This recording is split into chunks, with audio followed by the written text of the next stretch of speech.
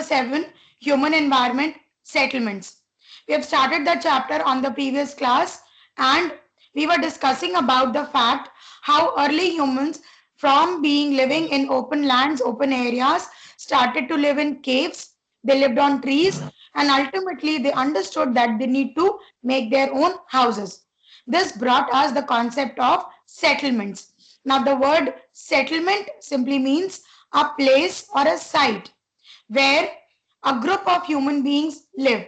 Now, where there is only one house and only one family lives, it cannot be called a settlement. But a settlement can be a village, a city, a town, or a metro city. The two types of settlements could be temporary settlements and permanent settlements that we have discussed. If you check out on page number 49, the last topic says classification of settlements. So on the basis of major classifications, there can be temporary settlements and there can be permanent settlements as well. So we have seen when people set up tent houses and they set up those temporary huts, it is called as a temporary settlement.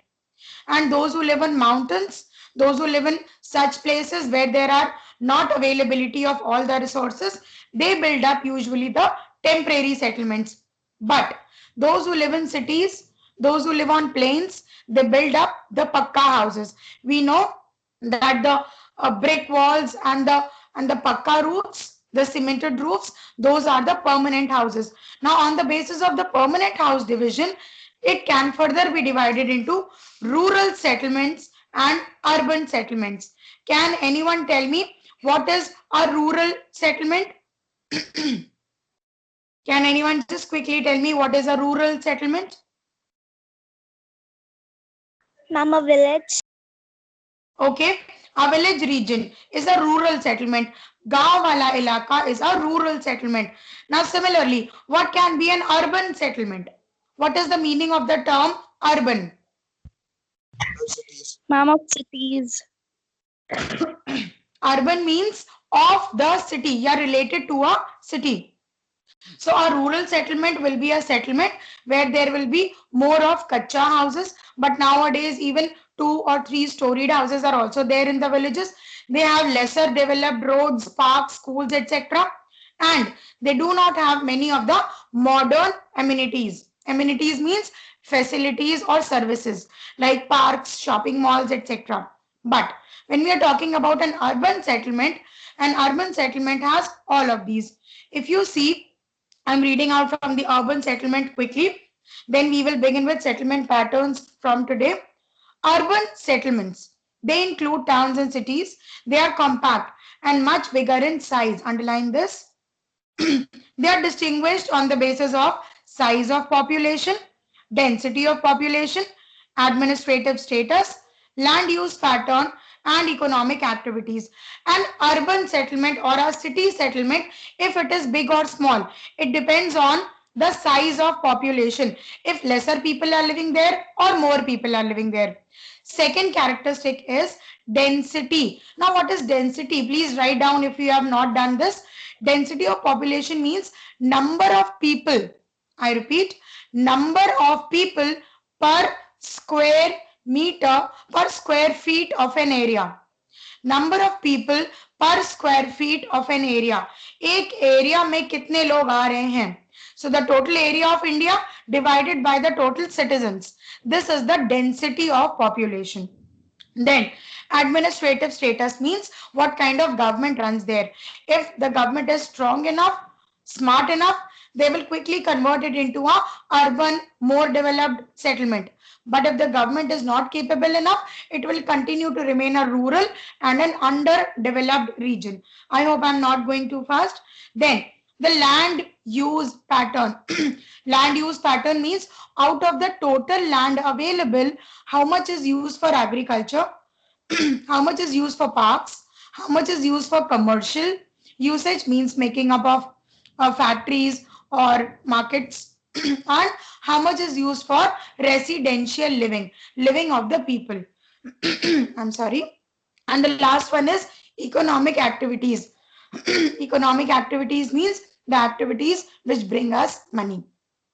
primary activities like farming, fishing, etc., as you have read in rural settlement. And then after primary, there can be secondary and tertiary activities as well. People living in urban areas are involved in non-agricultural activities.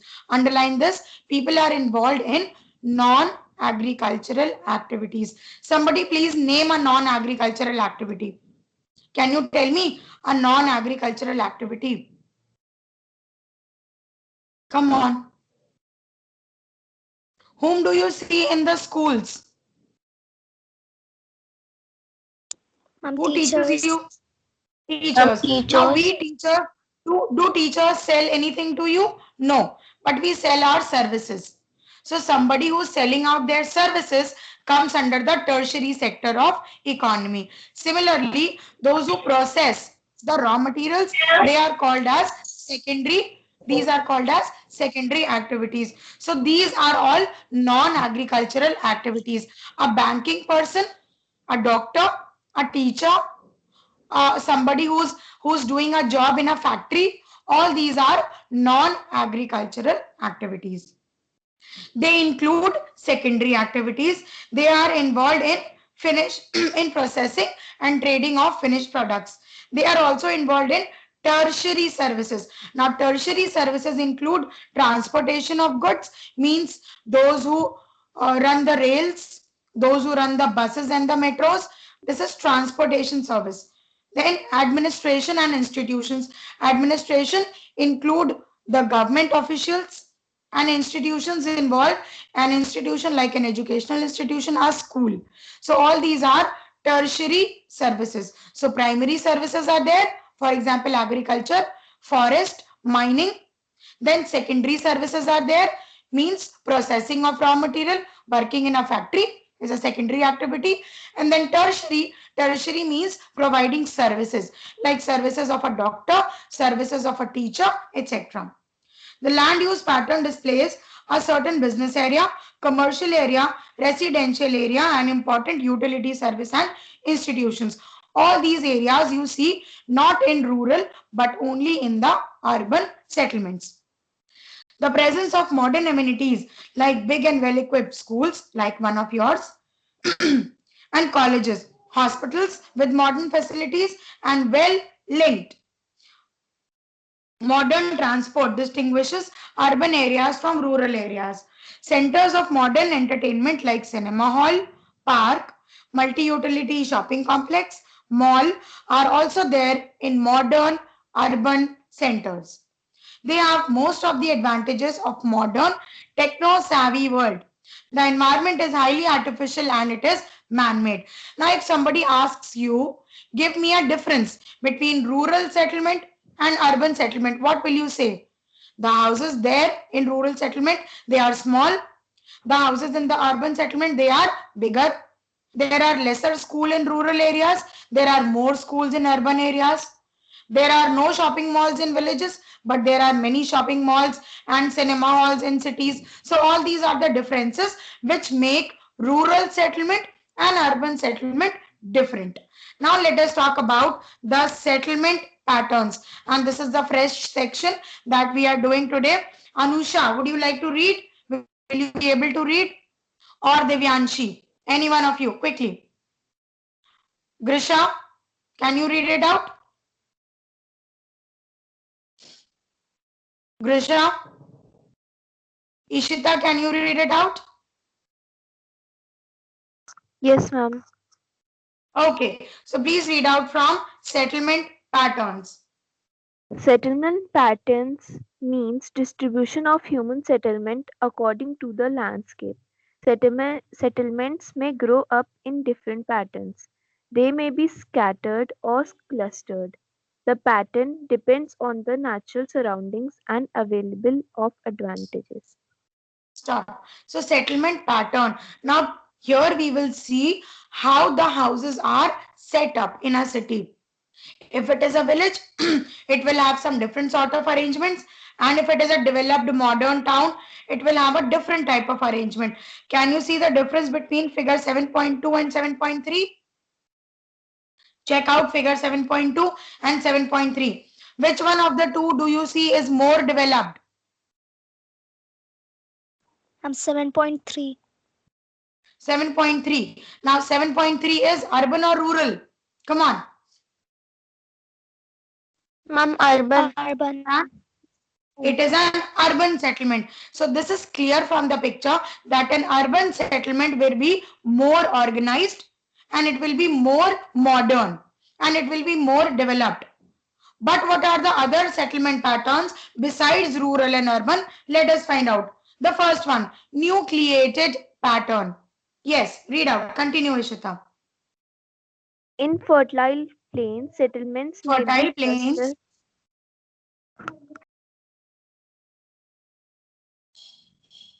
We are not In getting your fertile voice. plains, Please speak so. settlements may be In clustered fertile plains, settlements may be clustered together. very near to each other. Dwellings and Okay. concentrated near markets, temples, or at crossroads. They enjoy collective amenities and services. These settlements are nucleated or compact in pattern. This type of settlement is a closely built area of dwellings in the available flat land. Okay, so before we go into it, the nucleated pattern, please write down its meaning in one line. Nucleated pattern means all facilities are available close by. All the facilities are available close by. जब सारी use की चीजें पास पास होती हैं, schools भी पास होते हैं, घर एक से दूसरे फैमिली के घर भी पास पास होते हैं, buildings and market area and schools, hospitals, facilities, all are related very close to each other. Then such is an example of a nucleated pattern. If you check out figure 7.4, you see all the houses are nearly stuck to each other. All the houses are made together without much gap between the two. So such an example of a compact or nucleated pattern. What do you mean by something which is compact? Compact means fitting all the things in lesser area, fitting all the things very close to each other. So a nucleated pattern of a settlement is that pattern where all the facilities are available in a compact place, in a similar place, at the same place, very close to each other. Read out the scattered pattern. Now opposite to nucleated, it is the scattered pattern.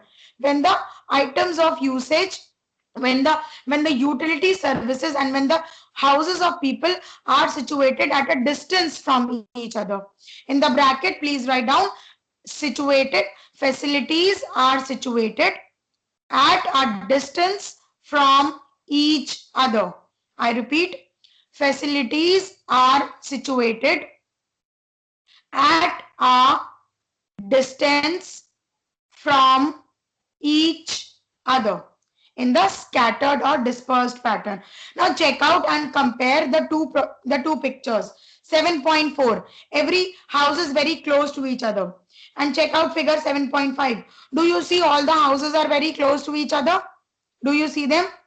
Check out the one with the white roof and check out the one with the red roof. Do you see a gap between the two? Yes, ma'am. Yes, ma'am. So this shows that in a scattered or dispersed pattern, houses are far from each other. Markets are far from houses. Hospitals, schools are far from houses. So such is a dispersed pattern. Yes, Ishita, read it out. Settlement, scattered pattern or dispersed settlement. Settlements have a scattered pattern in the difficult terrain like mountainous areas or in forest or less fertile farmland. Here food supply is less, so only a few houses can be seen where some opportunity for growing food or a tract of level land is available.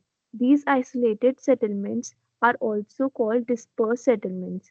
This type of settlement is mostly found in hilly tracts, thick forests, and the regions of extreme climate.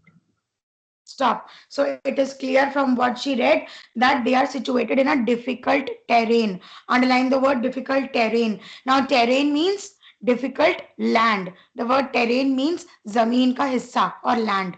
So those places which are mountain areas or forest areas or less fertile areas, people try to build house near the fertile area or near the river or only near the if somebody is living on a mountain, they cannot build house on a slope.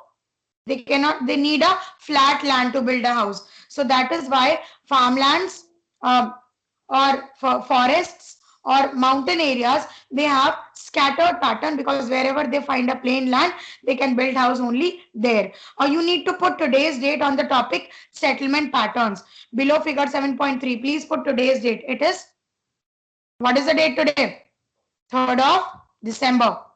Okay. Yes, Ishita, read out the house types. Now, on the basis of climate and the requirement, basic requirement, there can be different types of houses. We have already studied this in the previous classes when you were younger, but let us quickly recall this. House types.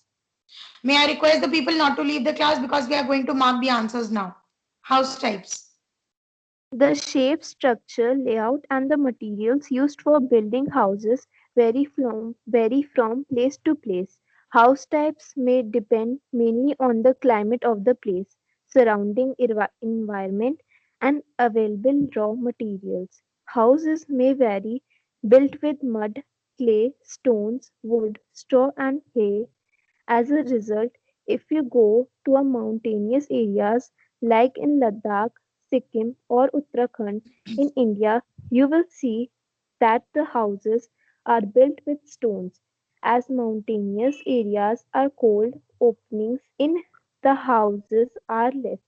The lower story or an underground floor is used to house domestic animals. Okay. Houses in regions of heavy rainfall like in West Bengal and Kerala have slanting roofs, often made of earthen tiles. Roofs of this type allow the water to drain off easily without affecting the houses, which are often made of mud. In regions with water scarcity, as in dry areas near desert, the roofs of the houses are flat and enclosed. Whatever amount of rainfall occurs can be stored in such roofs. In hot areas, the huts have thick earthen walls and thatched roofs. In areas where Okay. waterlogging is common due to heavy rains, houses are built on raised platforms supported on stilts. Such houses are there in Myanmar. These types of houses are also found near forested areas with thick undergrowth. Such arrangements make the house safe from wild animals, snakes, and insects. Okay, so let us discuss this from figure 7.6. Kindly check out figure 7.6. Can you see the 4 different types of houses? Yes, Which is ma'am. the first one? Where do you see the first one will be built? Ma'am, in villages. This is clear that it is having a thatched roof. Thatched roof means chappar wali chhatein, and it is having earthen walls. Earthen wall means mitti ki diwarein. So it is clear that the first one is belonging to a village. Check out the second one. What is the second one? Come on. Ma'am, igloo. Igloo. Igloo. Okay, thank you. So this is an igloo. We have seen many igloos in Africa near equator. Is that so? No, ma'am. No, ma'am. No, no. Why? Where do you see them? Come on. Where do Ma'am, in you see them? mountain. In the Ma'am, I. colder areas. For example, Alaska. For example, the North Pole and the South Pole region, the Antarctica region. That means in colder places, we will not build a mud house. And in hotter places, we will not build an igloo. The third one, check out, it is having a slanting roof, a V-shaped roof, right? So such houses are built in those places which have a heavy rainfall, like the northeastern areas of India. Why? Because water logging will not be there. Water logging on the roofs will not be there. Check out the fourth one. A house is built on raised platform. They have built the house on an elevated section. Which place will you find these houses? Places like Myanmar, right? Places like Japan, where they are more prone to earthquake. Places which are near the forest, because since the house is built on a raised area, it will block all the water logging, and it will block the snakes, insects and other reptiles to get inside the house. So what we are trying to say is, depending upon the surrounding, depending upon the situation, it is important to design the house. If you will build, if you are living in Africa, if you are living in Dubai and you will build an igloo, it will be of no use. And if you are living in Antarctica and you try to build a earthen house, it will be of no use. In the way we can see, when in older times ACs and coolers were not available, people used to build very high roofs. किसी का घर अगर पुराने जमाने का होता है, the roofs are very high. Why? Just to keep the house cold.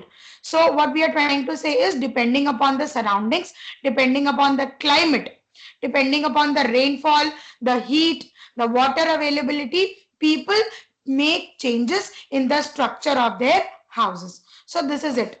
Read out the Eskimo section. Did you know section? Ishita, quickly read out the did you know box.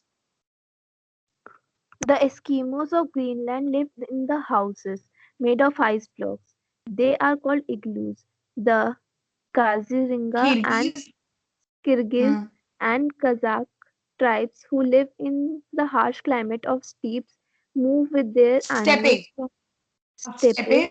Move their with animals. their animals from place to place and live in tents made of horse skin called yurts. Yurts. So this is just a small piece of information that places or different places have different sorts of houses. So I hope the discussion is pretty much clear to all of you. Let us now mark the question answers.